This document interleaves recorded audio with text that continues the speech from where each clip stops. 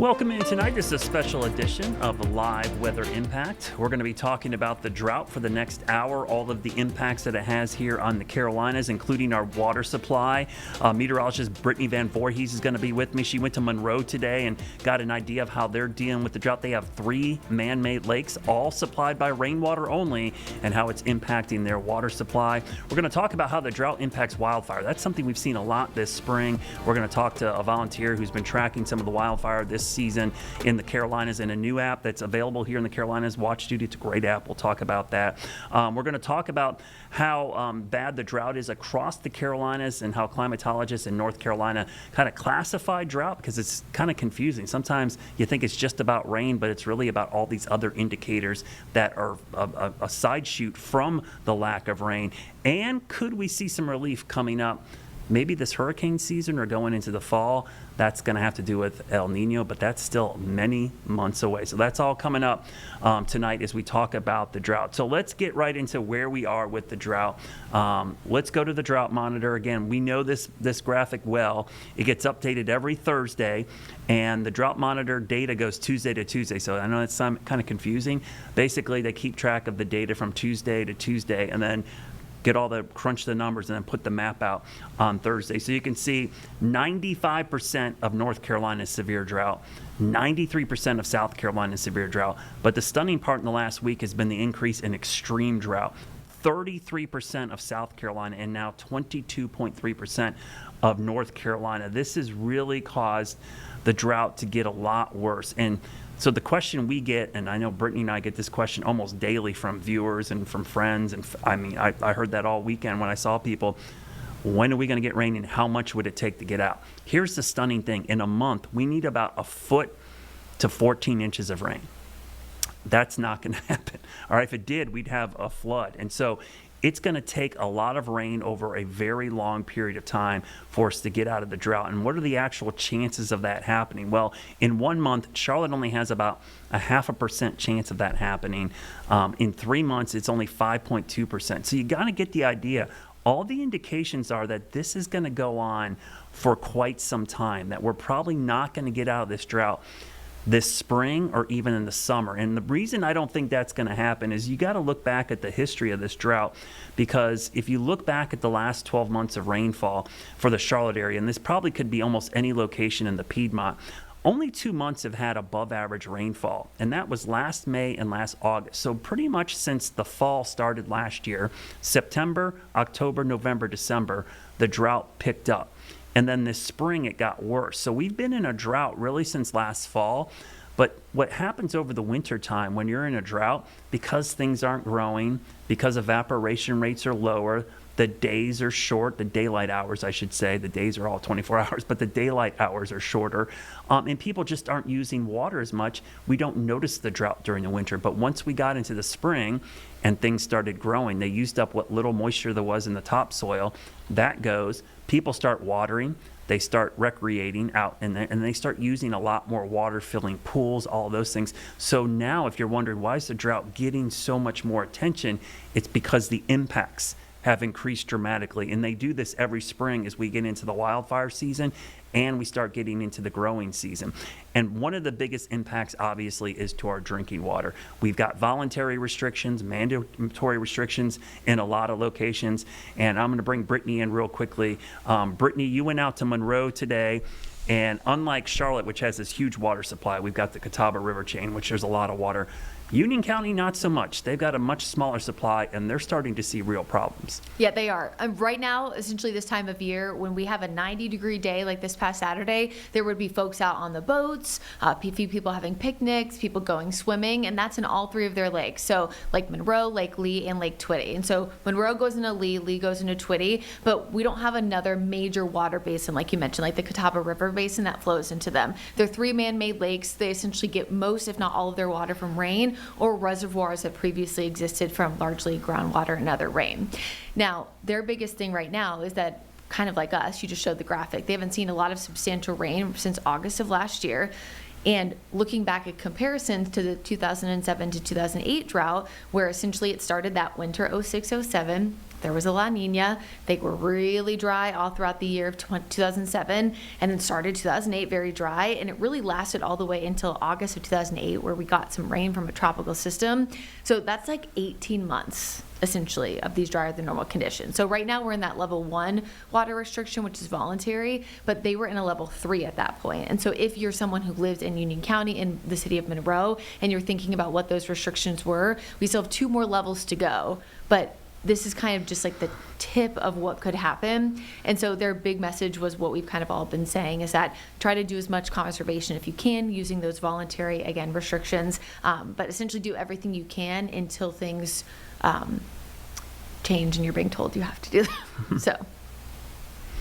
All right, so let's look at that story you did today, and you talked to them again about the struggles they're having with those surface water and how they are starting to manage some of those low water levels. This is Lake Monroe where we're currently at. This is our reservoir that is last in the chain. This water here in Lake Monroe flows naturally into Lake Lee. In Lake Lee, we have a pump and pipe system that pumps roughly 3 million gallons of water a day to Lake Twitty. Lake Twitty is where our water treatment plant is situated that withdraws water from the reservoir to treat water and provide it to the community. So it's a rain-based system, but if you guys had to pull external water sources into it, could you with these really extreme drought conditions? Sure. So there's a couple of options I'd like to say that we have, and we have a plan for this, and we're ready for a drought scenario. One of our options is we have a water supply contract with Union County where we're able to take some water supply from what we call the Catawba interconnect. It is an emergency interconnection for us where we supplement how much we take from our raw water reservoirs. We also have other emergency interconnects in that water supply contract. However, it would constitute what's called an emergency interbasin transfer. That's the water coming from Lake Tillery in Stanley County. Another option that we've been looking at recently is we actually did it back in 2007 during the last drought that we had, where we activated our rock quarry. So the city actually recently acquired the rock quarry here in the city of Monroe, and we're working on a pipe system to extend a temporary line from the rock quarry to Lake Lee, so that once Lake Lee draws down, which it is right now, we're able to pump water from that quarry to Lake Lee. We did that back in 2007. It was originally under ownership of NCDOT. They gave us permission to do it. We took water quality samples. It's great quality water, and we use that to supplement our water supply. And is that held like in an aquifer, in a reservoir underneath the rock quarry? Like people who maybe live here locally that might drive by it, like how Sure. does that kind of work from like a science standpoint? The quarry is a spring-fed reservoir. It doesn't take any surface water. There is an upper quarry that does take storm water, and we've been looking at options of pumping that water into the spring-fed quarry if we get to that point. But as of right now, we're using the spring-fed quarry to supplement the water supply. So with that being said, if needed, how much rain based on your local amounts? Because we know that we have official data from, the sensor in Gaston County and Charlotte, but we don't really have a lot of good data for the city of Monroe. So based on y'all's calculations, how much rain are you lacking overall? As of right now, we're lacking a lot. I'm estimating we need approximately 10 to 12 inches over a 30 to 40 day period to get fully recovered. But with the higher temperatures, we're experiencing more evaporation, and coming into the spring and summer months, there's more water usage in our community. So if we don't get precipitation soon, it's going to be a lot more. Are you noticing like local drought impacts, whether it's here on Lake Monroe or just out and about, or what people are talking about? Sure. So obviously the water level is the number one thing, right? Our water supply. But some secondary impacts of the drought, recreation activity. These lakes, Lake Twitty, Lake Lee, Lake Monroe, they're normally open this time of year for recreation. People can come out, bring their boats out, go fishing. Unfortunately, right now we've closed the lakes due to the water levels so that we have a better ability to manage our water supply.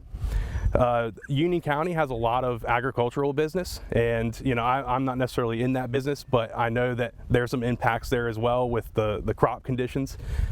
Even people on wells, I like to caution them to say that if there's not enough precipitation to recharge the groundwater, people on wells could be at risk too. So conserving water is not just for people on city water, it's for people in the community. And those small differences that people can make, even just turning off that faucet while you're brushing your teeth, community-wide, it creates a lot of impact that helps us conserve water and get through this drought. Based on the data that you guys have looked back at now versus last time you were in a drought, Is the recent development really having a substantial impact on the drought restrictions and the ability to kind of do these things? Sure. So first of all, Monroe doesn't have a data center, so we don't experience that impact. But you know, I'd like to remind the community that this happened back in 2007, right? We were up into stage 3 water restrictions, which are mandatory water restrictions, and that was without all the homes that have been added since that time. What I'd also like to say is we've looked back at the data. We've got 20 years worth of water supply data, and 20 years ago we were withdrawing approximately 6 million gallons a day from our reservoirs. Fast forward 20 years to now, we're withdrawing only approximately 7 million gallons a day. So even with growth and development, I would say that it has some, but not as much as people may think. A million gallons a day coming out of these reservoirs is really insignificant when you bring in the growth aspect to it. This is really all about the drought. This is months and months of sustained lack of precipitation. Some of our largest businesses, manufacturers in the community, they do use a considerable amount of water. But when you look at residential growth, that graph that we have, that 20 years of data, it actually starts up here, goes down because of there's been a lot of improvement in water fixtures. Toilets don't use as much water. Dishwashers don't use as much, washing machines don't use as much water. So really we actually saw a decline over that period of time, and only recently with some of the growth has it started to come back up. But there's really not a big difference in the water that we're producing now versus what we were 20 years ago. Dishwashers, they don't use near as much water as maybe they even used to, and they certainly use a lot less than washing dishes by hand in the sink. Car wash, you know, for people that may wash their car in the driveway, maybe they could consider going to a car wash, because modern car washes, they have separators that separate good water from the bad water, and they recycle that good water, so they're actually relatively efficient. Even being mindful while you're taking a shower, right? We want everyone to use their shower freely and everything, but if you just clock it back by about a minute, that helps conserve a lot too. So one thing, Brad, I really took away from this is that when you're talking about a million gallons of water, that sounds like a ton, but their reservoirs can actually hold billions of gallons. Sure. And just for perspective, in 20 years, we're just going to call it 20 years, even though it's technically 2007, 6 million then, 7 million now.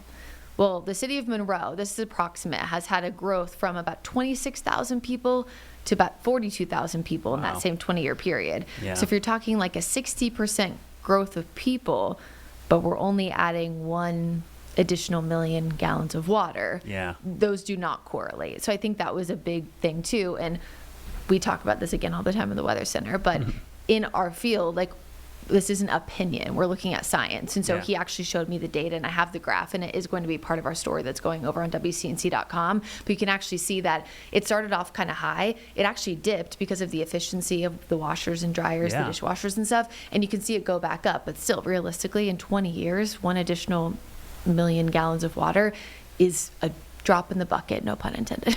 Yeah, and I think it just goes to show you that efficiency, even outside of a drought. And I think the one thing I learned, I came here in 2003 out of a 4-year drought. I remember the 2008 drought. It feels like every drought we learn something about going forward, that maybe conservation should be a year-round thing, not just waiting for a drought to come in, because this area is growing like crazy. Even the growth alone is going to start using more resources. So conservation and efficiency of devices. I mean, I know my washer, I have a high efficiency washer. My dishwasher's the same way. Everything's becoming more efficient. So hopefully people will learn from the drought so that when we get to the next drought, we're more prepared. So that's part of the story. Coming up after the break, guys, we're going to talk about wildfires. We're in the spring wildfire season here in the Carolinas, but it's been compounded by the drought and compounded by a lot of down timber from Helene. We're going to talk to a firefighter and a reporter for the Watch Duty app coming up after the break. So stick around, more drought coverage coming up.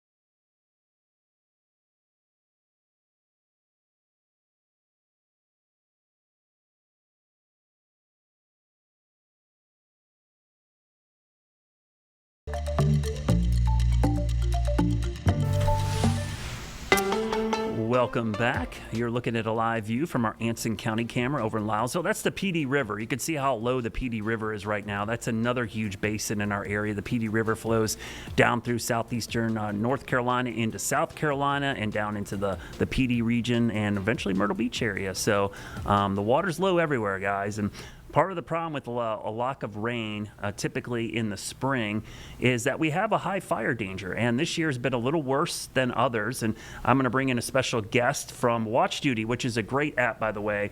I used to use this app all the time to watch and monitor fires out west. They expanded to the east, which has been a benefit to us here in the Carolinas. And David Billstrom joins us now from Watch Duty. He's a former firefighter, EMT. He lives in Western North Carolina. He's our local Watch Duty reporter. And David, thank you for stopping in to talk about this important reporting tool that you guys use to help inform everybody of wildfires. My pleasure. As we like to say, I wish we met under better circumstances. Yeah. Let's talk about this fire season, because I think a lot of folks that are new to the Carolinas don't realize we kind of have two fire seasons. We have one in the fall into the winter, then we have one in the spring. What have you noticed about this spring? The drought aside, that has been more, I won't say severe, but made this kind of a more active wildfire season than normal springtime. Well, as you previously pointed out, we've got the Helene fuel load, which until that debris begins to really rot is a real threat because it accelerates even a minor start to the fire. What we're noticing here in Western North Carolina in the mountains is that it is unusually dry. And so, I mean, dry eyes, constant wind. The plants all think it's summer, not spring. Never mind the fact we'll get that frost tonight. That changes the dynamic substantially. And when I first got here, I came from the West Coast myself, and when I got here 17 years ago, I thought they were teasing me at the firehouse, on the new guy, that we would have a spring fire season. So this idea of two fire seasons, which is, for those who don't know, it's bracketed by as the trees green up. And right now we can see up on the ridge line that we've got probably another week or two to go before it's green all the way to the top. And as long as it's not green, that means the sun is shining through the canopy and it's drying out the ground. And that means it is very easy to have an ignition, whether it's human caused or whether it's lightning caused. Yeah, that's a good point. I think initially after Helene, that was the first concern, was the downed trees were allowing the sun to penetrate down to the forest floor and kind of dry out those fuels near the ground, which are kind of the starting bed for a lot of our fires. Talk about Watch Duty and how you guys get your information, because a lot of times I'll get a social media message or an email, and someone says, I smell smoke or I see smoke, and they want to know where it's coming from. And honestly, the first place I go is the Watch Duty app, because you guys do such a good job on getting the information out there. Talk about the reporting process and how quickly you guys get your information on the app so people can see what's going on. Yeah, so the process, in my view, I come from the technology industry, and there is a ton of technology behind the scenes with Watch Duty. And that technology is tying into 911 systems for the initial dispatch. It's tying into mountaintop cameras in the West. And here we're reliant on satellite and space-based detection. Yeah. And all of that comes together in what you're showing right now on the map, in multiple layers that you as the subscriber can turn on and off. And behind the scenes, it's a little startling, but there's over 200 of us volunteers. I'm a volunteer. I'm actually the first volunteer east of the Mississippi. I joined over a year ago because I knew they were coming here, and after Helene, I wanted to do something to improve our early warning. So you probably knew about Watch Duty before I did. So for the first 9 months, the coverage wasn't here. And so I learned from those experienced volunteers on the West Coast to monitor the radios over the internet and hear the radio traffic as those first fire units arrive at the scene. And when they do their size up, they know what they've really got as opposed to what dispatch thinks they might have. And that's where we get to work, and at least two of us collaborate on every report to verify that we've got it accurate. and then we'll put right on the app what we heard, and we take away any personal information. We take away the exact address, but we give you the area of the fire and what its status is. And so if it's a small patch of burning mulch, then you can read that and make your own decision that that's probably not going to threaten your life in your home. On the other hand, if we say it's it's a 2 or 3 acres, fast moving, wind driven, with potential exposures, you're going to be able to read that just as I just said it, because we're just repeating what the fire officers on the scene said. And now you can make your own decision. And if you happen to know that you are downwind of that fire, you can make your own decision to evacuate, or protect your home, or do whatever you need to do.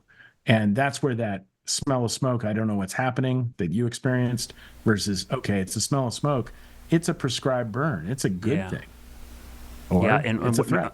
And often what happens is people don't realize how far smoke can travel. And sometimes these prescribed burns are down in Georgia and South Carolina. And if the atmospheric conditions are right, we can get that smoke plume all the way up here into the Carolinas. And it's great to have an app like this so you can kind of trace back that. Now, you guys got 3 tiers. There's a free version, right? You've got kind of a membership version, and then there's a pro version. Talk about those. And like, anybody can use this app. You don't even have to pay for it, correct? Well, probably the most important thing to know about the tiers is that it's always going to be free for the version that saves your life, that tells you when to evacuate.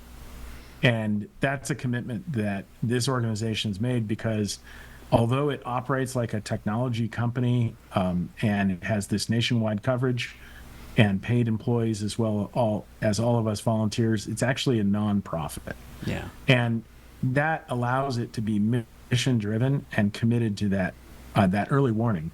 And a lot of us here in Western North Carolina did not have the information we needed during that critical event of Helene. And that's not really a criticism, it's just an observation that it's tough to get the information, it's tough to qualify it, and it's tough to distribute it. But this device is in your pocket. Yeah, it's a great tool, and I'm so glad you guys expanded east. I'm glad you're here and have someone to experience like yourself to help supplement it and volunteer. Thank you for all the time and effort you pour into this, because unfortunately, I think with the Helene fuel load, it's going to be a couple of seasons that we're going to be dealing with this. Any last words as we run out of time here you want to leave people with as we get into the rest of this fire season? I think that around here, our fire department is running on 2 to 4 illegal burn calls every day. And we are at day, 20 of a statewide burn ban. Yeah. So I'm actually not judgmental about this. I just think we all as a community are inexperienced with what a burn ban is and what wildfire danger is. Yeah. And it means don't burn. Yeah, that's such a great point. I'm glad you mentioned that, because I do feel like sometimes I feel like a broken record repeating it, but it does. There's somebody who hasn't heard about it yet out there that you got to keep telling them. Like, hey, even my son was like, he wanted to do a fire out back this past weekend. I said, no, buddy, we can't do that. There's a burn ban. We're not going to do that, just to set an example. So thank you so much, David, for coming on. And if you guys haven't grabbed this app, it is a great tool. You can use it on your desktop, your phone, a laptop, an iPad. It's a great resource. I highly recommend it. So stick around. We're going to have more talk about the drought coming up. We're going to get into some of the other impacts that we're seeing here in the Carolinas, including some of the input from Duke Power, how they're dealing with this drought. Stick around. We'll be back in 2 minutes.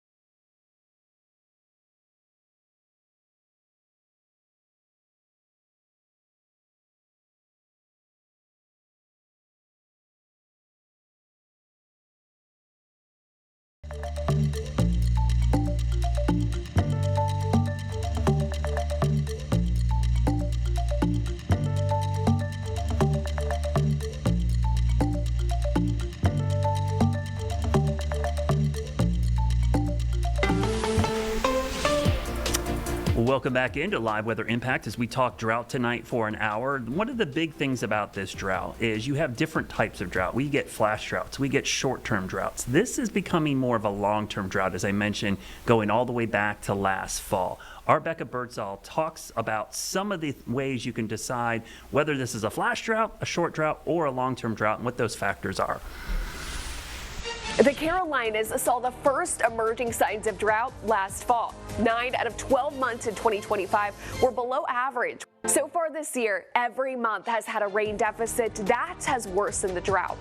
Short-term droughts last less than 6 months. These often happen during hot summers or dry springs, especially when high pressure settles over the southeast. Local impacts include topsoil drying quickly, stressing crops, streams and creeks drop fast, lawns turn brown, and wildfire risk increases.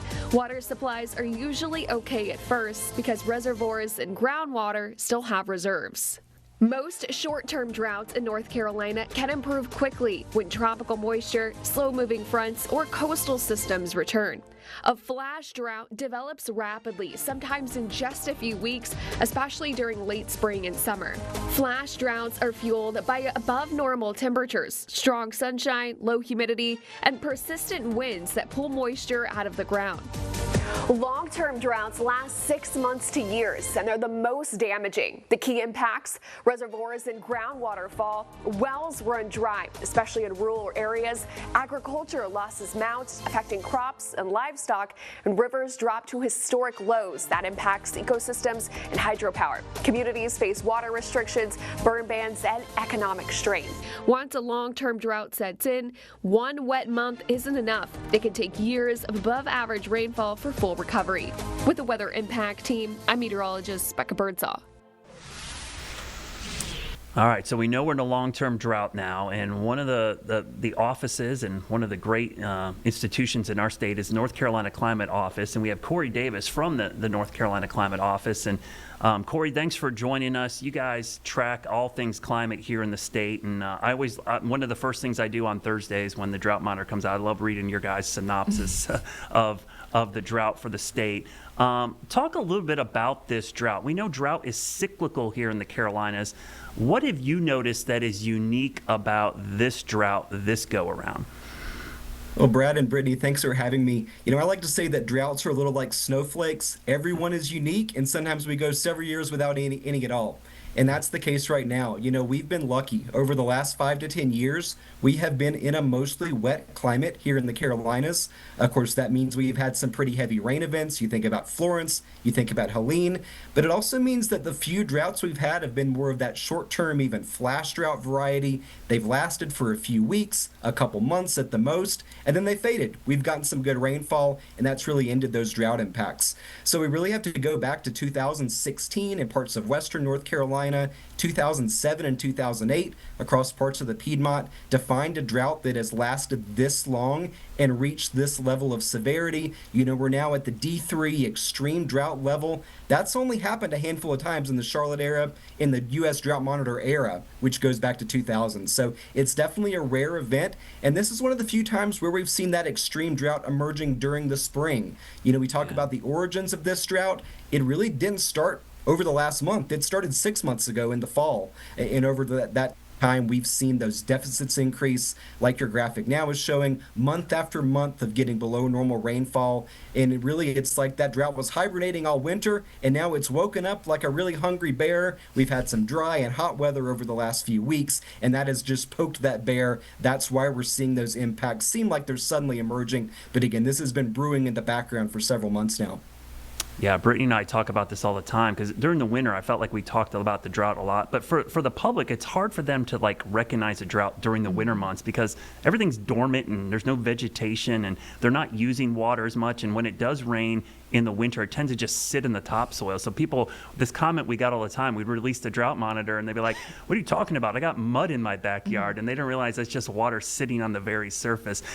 You brought up a good point about this emerging in the spring. And that's kind of the worst time for this to really get severe because the spring is usually a wet time of year for us, Corey. That's right. One of the big challenges is that over this winter, we know it was drier than normal. Part of that was because of the La Nina pattern that we were in. But even in a drier than normal winter, we can usually see at least a little bit of recharge. If those soil moisture levels or stream flow levels or groundwater levels or even lake levels are a little dry going into the winter, it only takes a few inches of rain a couple times during the season to really boost those back up to where they ought to be going in the spring. And we just never got that this year. Even after the one big snow event that we had in late January, early February, that snow set on the ground for so long that most of it actually sublimated. It went straight from ice to water vapor, and it never really soaked into the ground. The ground was frozen, so it wasn't easy for water to penetrate there. And as a result, even after that one decent precipitation event, we were still pretty dry. So that's part of why we have been so dry coming into the spring. And again, you look at 90-degree weather, you look at barely half an inch of rain over the last month. That has only made it worse now that we're in April. Yeah, it sublimated, and then we also really didn't have that much in the grand scheme of things since the snow to liquid ratio was like 29-1. Corey, so the State Climate Office, you specifically, you guys have a lot of really good information and blogs that you've posted about the 2007 to 2008 drought, which if you're in the Charlotte area, that's the big one. I think most people remember almost 20 years ago. I know that also started partially because of a La Nina winter, but have you guys looked back at all to see if there's been any other similarities maybe in like the start of this drought compared to that one that was almost now 20 years ago? In some ways, it's good news and bad news because there are some differences here. One of those is just that timing of emergence. You said that there was a La Nina pattern in the winter of 2007. Also one this past year, but really that 2007 drought started to get so much worse over the summer. It was one of the hottest summers on record, including our hottest August on record in North Carolina, with very little rainfall, very little tropical activity later that fall, and that's really when that 2007 drought hit its peak. It was in the fall, going into the winter. We saw widespread exceptional drought, and that led to those water restrictions. In this case, we got those deficits building in the fall and in the winter. That's our cool season. That's why it's taken so long to see those impacts. So in a way, that's a good sign. That means that we were getting some of that dry weather out of the way at a time of the year where it matters a little bit less. Yeah. The problem is that if this drought stretches on through the summer or even into the fall, we are getting a head start on where we were in 2007. That means those deficits could get even higher than they were in that drought, and that means that, again, we're already seeing water restrictions. Those impacts could be even worse this time if this drought persists. All right, we're almost out of time, but I'm going to leave you with one last question. I got to ask you a climate question because there's all this talk, Corey. It's like crazy. I've never heard El Nino get so much buzz than I have this spring, and we've got the possibility of a super El Nino, and I think everybody feels like it's a silver bullet that's going to help us. But talk to the people watching out there. We kind of know that El Nino, if it does develop, it's still several months away, and the impacts for us from rain is usually in the cool season. What are you guys thinking about this El Nino and maybe the flip in the pattern that we could get at some point over the next 6 to 9 months? Yeah, you're spot on with that, Brad. I tell people that when we go into an El Nino pattern, typically the first impacts we see are around the peak of hurricane season and after, and that's actually not a good sign for us. We may have less tropical activity because those upper level winds in an El Nino tend to hold down Atlantic storm formation. So that means if we're still in a drought by the summer going into the fall, it actually could get even worse. We could miss out on some of that tropical rainfall. And then once we do get into this next winter, if that strong El Nino holds shape, it looks like that should bring more moisture, more storm systems our way, so that should at least bring some relief. There's one other comparison I'll give for you, Brad, and that's just looking back 1 year ago. We were also coming out of a La Nina. We were dry through the spring in March and April last year. Then we got into May and started getting better rainfall chances. So I know looking at some of the long-term outlooks, it's rightful to be skeptical that those are showing above normal precipitation, but there is a close analog in what we went through just last year. So fingers crossed over the next few weeks, we will start to see some of those better rain chances. Yeah, just a couple stalled fronts in May, or maybe an MCS track setup would be nice just to get us out of that. Corey, thank you so much. You guys do great work up there. It's a must read, as Brittany said. You guys do great blogs, great content. If you're ever interested in looking back historical references to some of these droughts, which happen here, we seem to be a state of extremes. It's either going to be super wet or super dry, Corey. I don't feel like we're ever anywhere in between.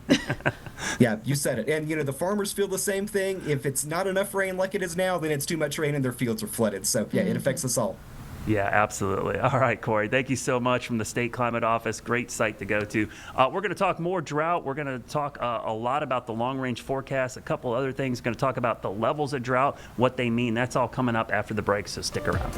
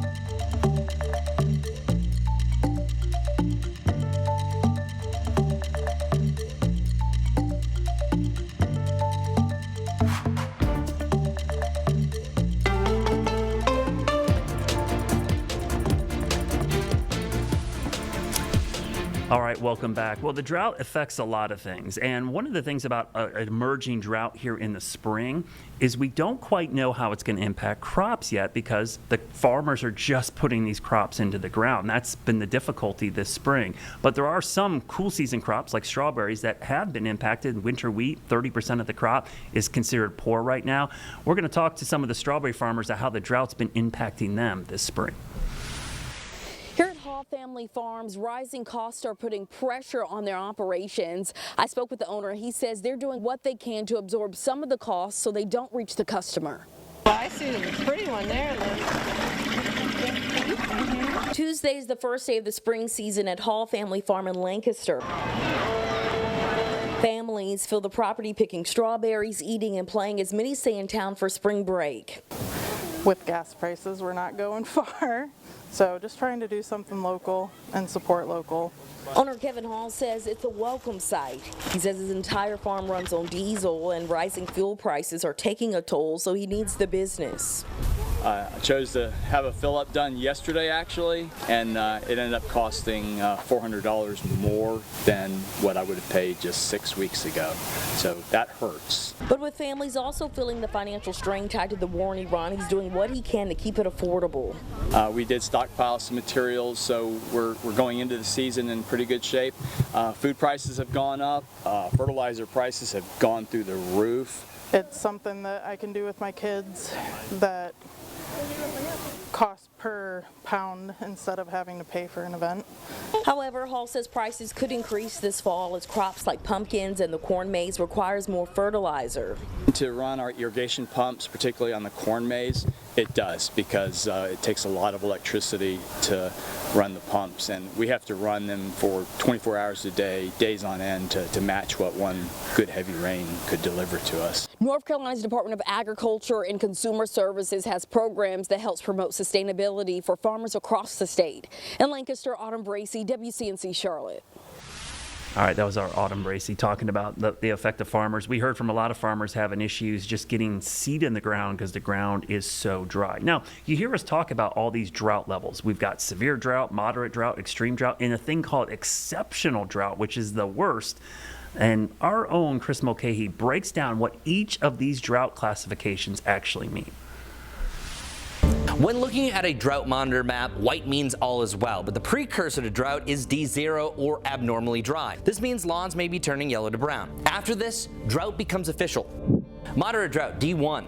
This is typically the point where farmers start noticing impacts to crops and may impact their overall yield. Severe drought, D2. Crop losses can become more widespread. Water conservation measures may be implemented to hold on to more water, and burn bans are more likely to prevent wildfires. Extreme drought, D3. Water restrictions tend to shift from voluntary to mandatory if not already in place. Stream levels are extremely low.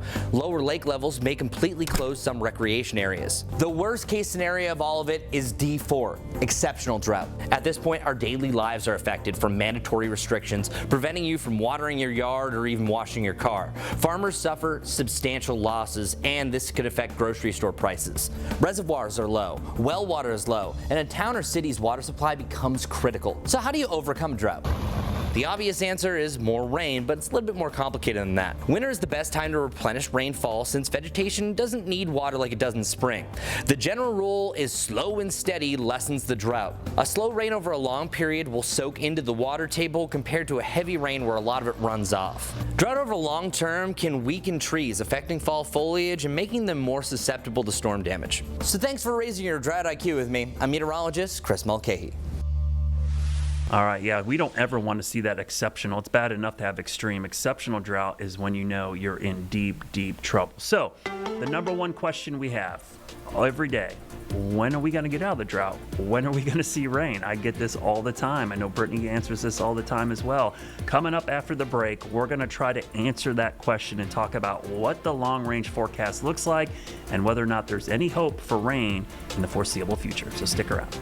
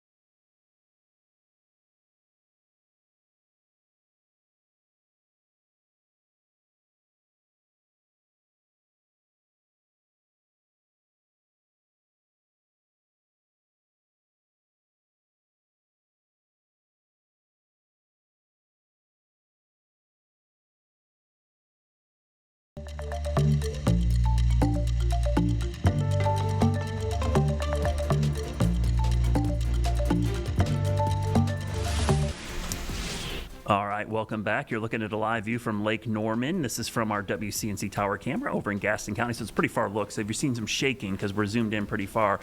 Lake Norman is pretty low in spots. I think it's like 5 feet below full pond, but it is one of the lakes with the biggest storage capacity in the Catawba chain. So they tend to store a lot of water there. So if you ever wondered why there's so much water there compared to the other lakes, that's their biggest savings bank, if you will, for water. And they also like to keep those water levels high up there to generate electricity out of the Collins Ford Dam.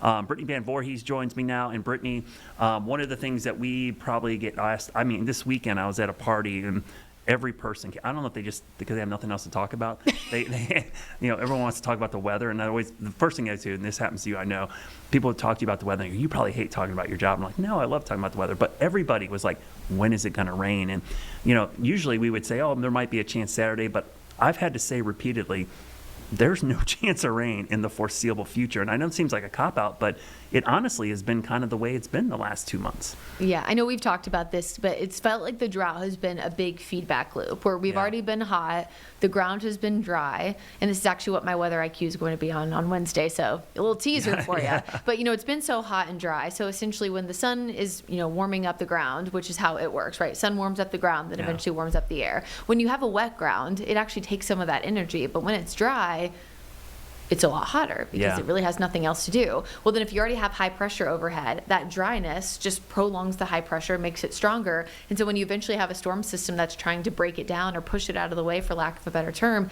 it's not able to do so because the high is so strong. And I know we've talked about this a lot going into hurricane season, but with El Nino already being a chance to see lesser hurricanes because of higher wind shear, if there's also a very strong Bermuda high that has that chance to kind of block anything from getting anywhere close to us, that means we're not going to get that same help of tropical systems. Now, no one wants a Helene, to be clear, but those little, I would call baby tropical systems that bring us some rain. And that 2007 to 2008 drought, I know we've been referencing this a lot, but that August 2008 where they kind of finally got out of exceptional and extreme drought and eventually got back to normal, a lot of that was prolonged tropical moisture from multiple systems. So that's just it's not looking good so far this year. Yeah, I mentioned on one of my posts, like I was hoping, I said we need to get a weak tropical system so that you shouldn't wish for a tropical system. But one of the things about the climate of the Carolinas, about 30% of our annual rainfall, 30% comes from the remnants or tropical moisture of a hurricane or tropical system. And again, we're not talking about a Helene or a Hugo, just the influence, like a tropical wave or an old tropical disturbance.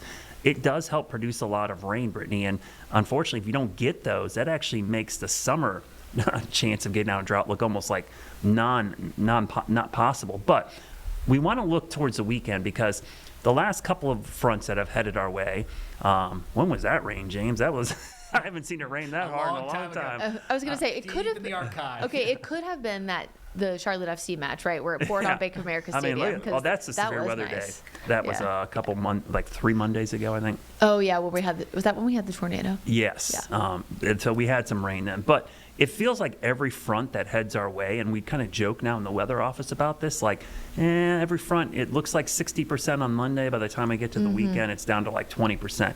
But I will tell you this, the pattern this weekend, there's another one of these fronts. This is a look at Saturday.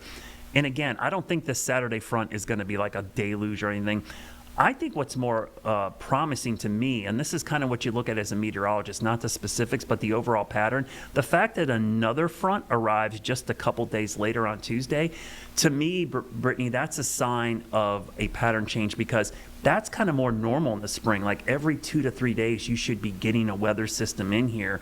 And what hasn't happened is that has been blocked by this ridge of high pressure. So the fact that at least we're getting systems, maybe that's the beginning. That's like the appetizer to maybe open the door to a bigger chance of rain, hopefully in May. Yeah, and the fact that while it is going to be warm, it looks like the temperature is trending more so toward like the 70s, which could indicate less instability, which means that it could be more of a true rainmaker versus scattered thunderstorms, because that's also been a pattern that we've seen maybe not necessarily your normal daytime heating during the summer, but where a lot of our rain we've gotten are those isolated pop-up storms. Like it was last week or 2 weeks ago, you and I were in the weather office and they had a few of those pop-up storms in the mountains, but then nothing came down here. That's more of a normal summer pattern where one person's seeing it, nobody is. This looks like it would be a potential pattern for a lot more. And when you have that chance for consistent rainfall versus just a pop-up thunderstorm, then not only is it good because you typically end up getting more, but then you don't have to have that extra risk of trying to warn somebody about gusty winds, and lightning. So you might even be able to go outside and be like in those movies you see where people are so excited that it's raining, they're putting their arms out because this would be our first chance of rain for a long time. And you actually mentioned this at the beginning of the special, so for anybody who's just tuning in just now, the last time that we had above average rainfall in Charlotte for a month was August of last year. So we are so dry that really it truly is that time of year in that situation where we're like anything counts. Now granted, I wouldn't really want to happen what happened this past weekend where we actually saw no measurable rainfall in Charlotte because it all broke apart pretty quickly. Brad, I actually saw this comment on one of my posts this past weekend, and people were going back and forth. So it is clear that people understand that this is not always the case, but it's a bit of a myth that because we have the mountains, it actually breaks up systems, and that means we don't get rain. So I didn't know if we wanted to talk a little bit about that, because I do think people think like, oh, the mountains mess everything up for us, but that's not necessarily always It's actually the opposite. We get more rain because of the mountains. If you've ever been to the southwestern mountains, it's a temperate rainforest because they get pop-up showers and storms every day during the summer with a southeast flow.